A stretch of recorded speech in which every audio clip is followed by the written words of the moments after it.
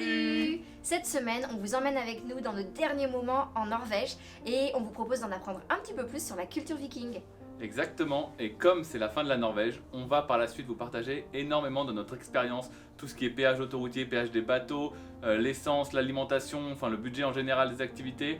On vous dira ce qu'on a aimé, ce qu'on a moins aimé, ce qui vaut moins le coup. Plein de petites vidéos sur notre expérience en Norvège, donc n'hésitez pas à vous abonner pour ne rien louper de tout ça. Et en attendant, on vous souhaite une bonne vidéo. J'en profite pendant que je suis en face à face avec vous dans ce début de vidéo pour parler de la création de nos vidéos, voilà, qui nous prennent un certain temps. Parce que ça nous prend à peu près, moi juste à la création des montages ça me prend 15 à 20 heures juste pour une vidéo, plus tout ce qui va autour de la communication, répondre aux commentaires, etc. Même si tout ça c'est un réel plaisir, ça a aujourd'hui un impact significatif quand même sur le travail qu'on peut, le temps qu'on peut consacrer finalement à un travail qui serait rémunéré. Donc du coup nous avons mis en place le petit bouton rejoindre dans l'idée de pérenniser la chaîne et de continuer un maximum de temps cette aventure sur YouTube. Si vous passez un bon moment avec nous, je vous invite à vous rapprocher de ce petit bouton et déjà voir ce que nous proposons. Nous avons fait une petite vidéo, quand vous cliquez dessus, vous avez accès à la vidéo pour voir un peu ce qu'on raconte finalement. Et il y a plusieurs paliers en fait finalement pour soutenir la chaîne avec certains avantages en fonction des paliers. Le premier commence à 5 €, qui représente environ 1,10 € par vidéo. Voilà, ça paraît pas ouf, mais pour nous c'est vraiment important et ça vraiment dans le sens de pérenniser la chaîne et de pouvoir continuer ce qu'on fait parce que ça sera pas éternel sinon. Donc voilà, donc sur ce je vous laisse avec la vidéo et puis on se retrouve à la fin.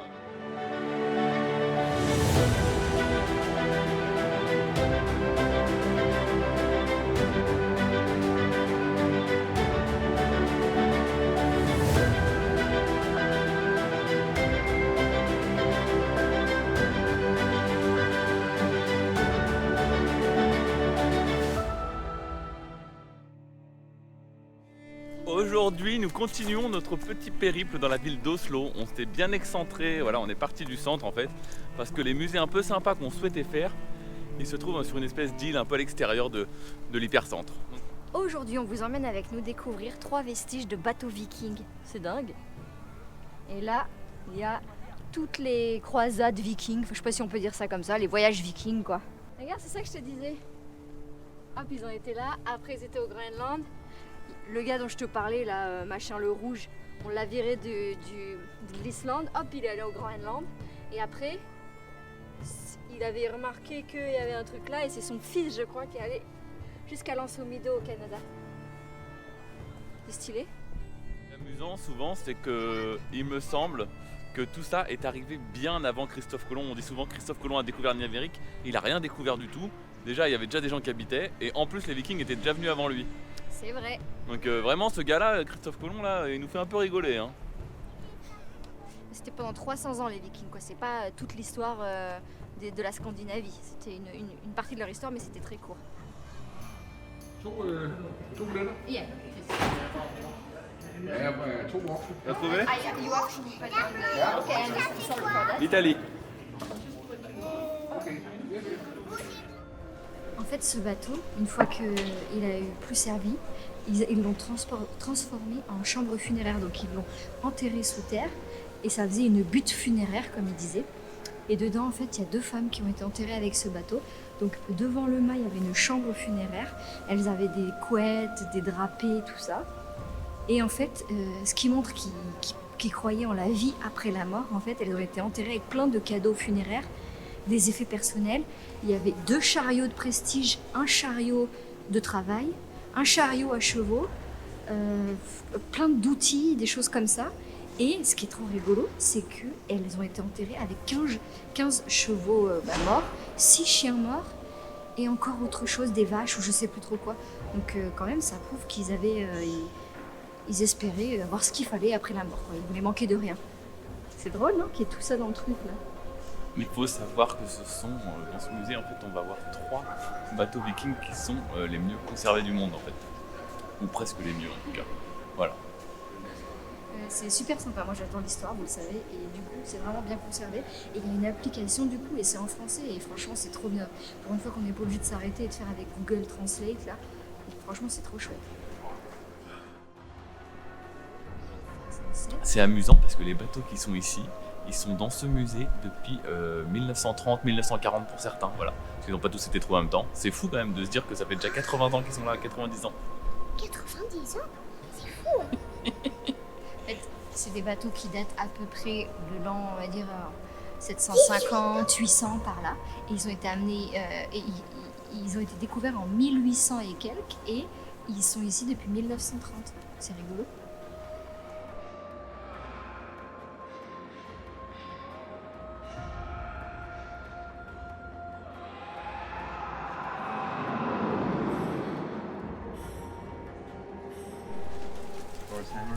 Les gens, ils ont de l'argent, les gens ils ont des caddies pleins de merde.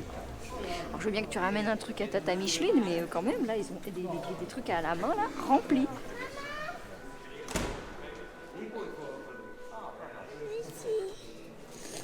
Celui-ci? Oui. D'accord. Maman, celui-ci. Celui-ci, bah vas-y garde-le. Waouh, tu vas être une vraie viking. C'est fou, je le redis, mais il y a des gens, ils achètent genre les torchons, ils les achètent par 10. Les mecs, ils prennent des bonnets par 5 ou des trucs comme ça. Il y avait des promos de fin de saison. Non mais même Mais c'est des quand trucs même. de tourisme, hein, c'était À complètement... qui tu vas offrir tout ça? C'était n'importe quoi, les gens ils sont fous. Bon, en tout cas, si vous êtes dans les alentours de Oslo, c'est vraiment une visite incontournable. Je crois que c'est un des trucs les plus visités de Oslo. Et moi, j'ai trouvé ça génial. Et le fait qu'il y ait l'application gratuite et qu'on puisse avoir les commentaires en français, c'est vraiment trop bien. Et je sais pas, c'est un petit bout d'histoire et donc j'ai adoré. La visite, franchement, elle est pas très longue. C'est immersif, c'est joli et c'est pas hyper cher quand on connaît les prix de la Norvège. Donc voilà, on a payé 22 € pour nous deux et c'était gratuit pour Capucine. Je pense même que si vous aimez bien les Vikings, tout ça, vous pouvez même vous écouter le guide, même sans venir, si vous êtes chez vous, vous êtes déjà venu en Norvège et vous l'avez pas fait. Parce que c'est vraiment très intéressant le petit guide audio en français, voilà. C'est vrai que du coup, il y a les photos des navires. Elle est hyper bien faite l'application. C'est vrai que si vous aimez ça, vous pouvez vous écouter le truc. En une demi-heure, c'est fait. C'est un petit bout d'histoire chez vous. Il a raison, Clément, t'es pas bête, t'en as des bonnes idées. Bon, après ce musée, on voulait aller au musée Fram qui se trouve un peu plus bas. C'est le nom d'un bateau qui a fait une expédition au pôle Nord, je crois. Dans les années 1900. Mais en fait, on a un petit coup de barre. Et on n'a pas trop l'énergie, donc on va annuler. Voilà, c'était un peu amusant parce qu'on pouvait monter, je crois qu'il y a une reproduction du bateau, on peut monter dessus avec des écrans autour et vous croyez vraiment dans l'expédition. Donc ça avait l'air sympa et après ils nous montrent ce qu'ils ont découvert pendant leur expédition, etc. Au contact des Inuits et ce genre de choses. Voilà, ça peut être intéressant si vous venez. Enfin, nous on le fera pas malheureusement, mais voilà, petit tips. Mais sachez qu'avec le Oslo Pass, vous avez transport et beaucoup de musées illimités. Mais l'Oslo Pass, juste pour 24 heures, il coûte 44 €. Donc voyez si ça rentre dans vos frais ou pas. Mais ça peut être intéressant, mais cela dit, je pense que ça fait une course au musée, quoi. T'en fais genre 2 le matin et 2 l'après-midi. Ça fait beaucoup d'infos en Oui, peu parce de que temps. les musées sont pas très chers finalement. Là, le musée il était à 10 € et je crois que l'autre il est à 12, un truc comme ça. Voilà, donc à voir. Donc pour rentabiliser 44 quand même, faut y aller quoi. Ouf. En plus, ils ouvrent sur des genre 10h, 16h. Bon, là, on est en hors saison. Mais bon, c'est court quoi. Si tu veux te faire 2 musées le matin, 2 musées l'après-midi, c'est short. Donc voilà. Mais en tout cas, on vous donne le conseil. Et pour nous, il va être temps sans doute de quitter la Norvège. Donc voilà. Donc je sais pas où on se retrouve quand on rallume la Prochain caméra, rendez-vous. quoi. Voilà. Mais sans doute en Suède. Alors, ému de sortir de la Norvège. On se rend pas compte, hein. Et toi, Capucine, qu'est-ce que tu en as pensé de ton voyage en Norvège? Très bien. Je sens rien du tout dans mes émotions. D'accord, très bien. Je suis calme, j'ai rien à dire. À chaque fois qu'on traverse des frontières, je trouve qu'il manque. Ah, un Max, on pourrait aller au Max. Bon, on a mangé au Burger King il y a 2 jours, ça va. À chaque fois qu'on traverse une frontière, je trouve qu'il manque un panneau Welcome to the Sweden ou je sais pas moi. Exactement, moi aussi je suis d'accord, ça Et manque hein. d'émotion. Bah ouais, Las Vegas, quand vous arrivez à Las Vegas, il y a un gros panneau Welcome Las Vegas. On n'est jamais allé, mais dans les films, on le voit. Bon ben voilà, on va vous laisser, on va se trouver un petit spot pour ce soir en Suède. Et demain ce sera opération course, parce qu'en Suède, c'est moins cher qu'en Norvège. Et avant de partir, bien sûr, on a fait un petit plein d'essence un peu moins cher.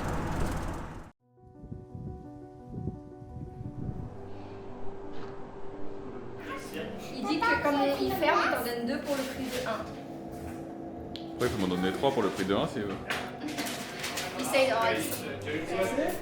Il me l'a offert, mais tu crois qu'il l'offre à tous les enfants du monde? Non, je crois pas.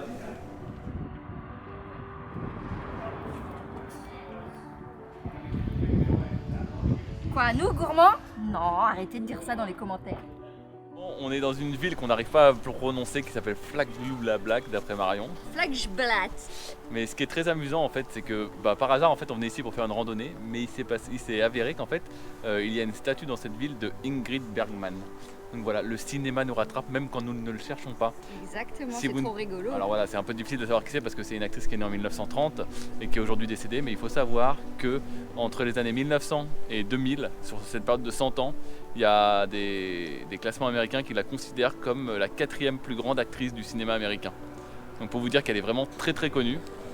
Et voilà, pour ceux qui ne savent pas, par exemple, elle a joué, alors je n'ai pas vu ce film, mais elle a joué dans le film Casablanca par exemple, elle a joué dans des films de Hitchcock, voilà, c'est vraiment quelqu'un qui était vraiment populaire.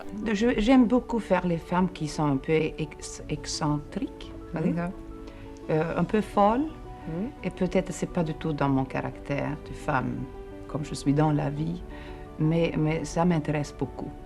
Et elle est née en Suède, à Stockholm, et elle venait souvent dans cette boulangerie précise pour acheter de la meringue. La meringue est devenue connue grâce à elle, une meringue particulière fourrée. Une meringue fourrée à la crème. Voilà, et on est très déçus parce que c'est la fin de saison. D'ailleurs, le monsieur nous a donné à manger gratuit.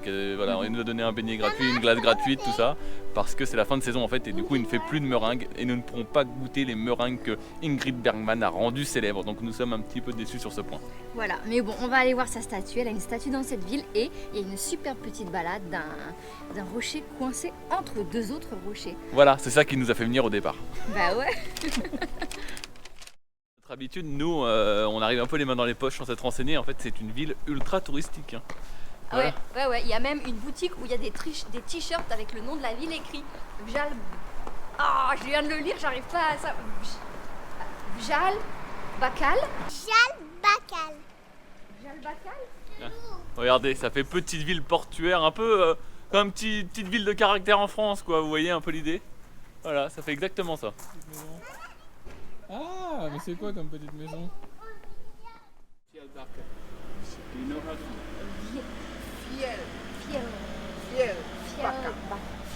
Okay. I don't say Fjällbacka. I said Vjalbacka, isn't it? No, it's Fjällbacka. La fameuse statue d'Ingrid Bergman. Alors moi je m'attendais vraiment à une statue, mais Marion m'a un peu survendu le truc. Bah, c'est un petit buste quoi. Ouais, c'est un bustinet quoi. Ouais, on la reconnaît. Je vois votre regard. Regardez, c'est très amusant parce que on le voyait moins en Norvège, mais ici en Suède ils sont fans des voitures américaines, mais de folie. Et là-bas il y en a encore une. Il y en a partout tout le temps. On en croise en permanence. Oui, là-bas. Ah oui. Et elle est trop stylée. On va se D'ailleurs, rapprocher. L'allemand américain, il va lui aussi jeter un œil. C'est amusant, pendant qu'on est là, on relisait un petit peu les panneaux qui expliquaient un petit peu sa vie, sa carrière, etc. Elle vient ici depuis énormément d'années parce qu'elle a même souhaité que ses cendres soient répandues ici à son décès, quoi. Donc juste sur tous les petits îlots qui sont en face de nous, c'était par là. C'est amusant, non?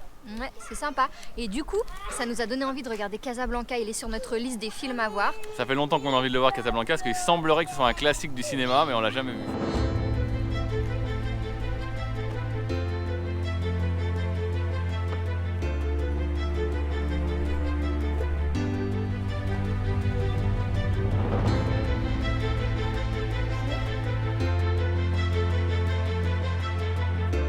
Attention de pas te faire écraser, Capucine, quand tu passes dessous. Hein.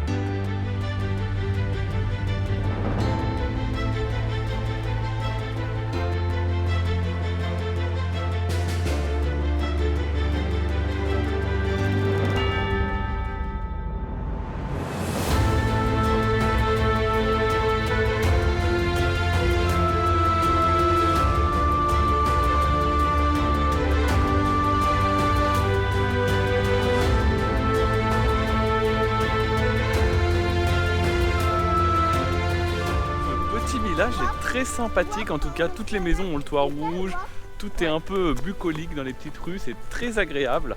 Voilà, et pour vous dire, je trouve que les villes et les villages norvégiens sont bien moins jolis de manière générale. Je trouve qu'ici c'est beaucoup plus joli. Et ne partez pas, parce que si on trouve une maison rouge tout à l'heure, on vous fera une petite explication sur la couleur des maisons. Quel bon teasing. Alors vous vous demandez certainement, mais pourquoi toutes les maisons scandinaves sont rouges? Eh bien, je vais tenter de répondre à cette question immédiatement. En fait, à l'époque et toujours aujourd'hui, la matière première pour construire les maisons, c'était le bois. Et ce bois, eh ben, il fallait le protéger des intempéries et des hivers très froid. Et bien du coup la solution c'était de recouvrir ce bois d'une couche de peinture. Et pourquoi le rouge? Et bien parce que c'était la peinture la moins chère à produire. Il faut savoir qu'en Suède, ici donc à Fallin, il y a encore Clément aide-moi, une mine de cuivre, et c'est à partir de ce cuivre qu'on mélangeait la couleur ocre à de l'huile végétale ou animale pour produire le rouge. Et vous allez me dire, bah oui, mais il n'y a pas que des maisons rouges. Effectivement. Alors il faut savoir que quand on était paysan ou qu'on n'avait pas trop les moyens, on utilisait le rouge. Et plus on avait les moyens, plus on utilisait des peintures différentes.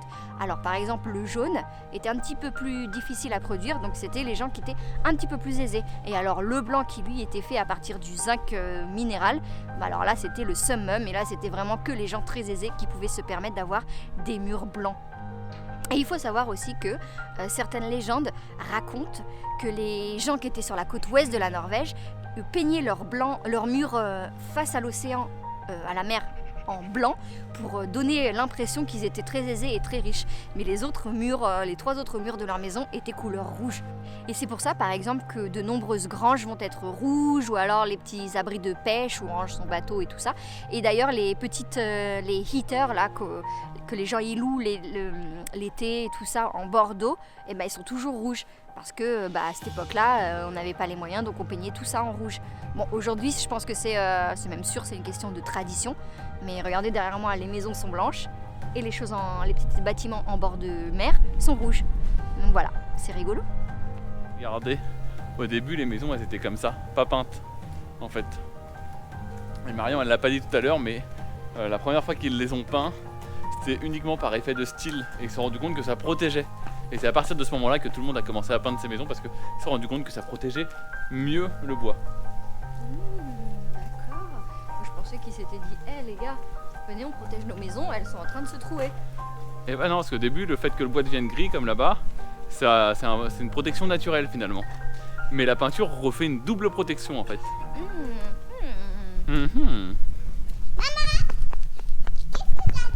À dire. Qu'est-ce que j'ai... Papa, il a déjà dit tout ce que tu voulais dire. Quoi?